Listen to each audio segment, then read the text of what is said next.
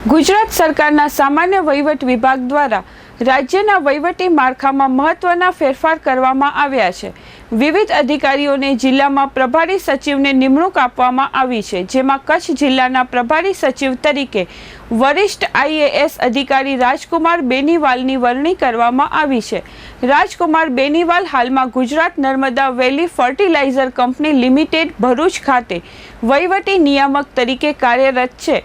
સરકારના આ નવા આદેશ બાદ હવે તેઓ પોતાની વર્તમાન જવાબદારીઓની સાથે કચ્છ જિલ્લાના વિકાસ કાર્યો, સરકારી યોજનાઓનું અમલીકરણ અને વહીવટી સંકલનની દેખરેખ રાખશે। કચ્છ જેવા ભૌગોલિક રીતે વિશાળ અને વ્યૂહાત્મક મહત્વ ધરાવતા જિલ્લામાં પ્રભારી સચિવ તરીકે અનુભવી અધિકારીની નિમણૂકથી વહીવટી પ્રક્રિયામાં વધુ વેગ આવવાની શક્યતા છે। ખાસ કરીને ઉદ્યોગ અને કૃષિ ક્ષેત્રે તેમનો બહોળો અનુભવ કચ્છના વિકાસ માટે પથદર્શક સાબિત થઈ શકે છે। રાજકુમાર બેનીવાલે ડિસેમ્બર 2010થી સપ્ટેમ્બર 2012 દરમિયાન કચ્છ જિલ્લા વિકાસ અધિકારી તરીકે ફરજ બજાવી હતી।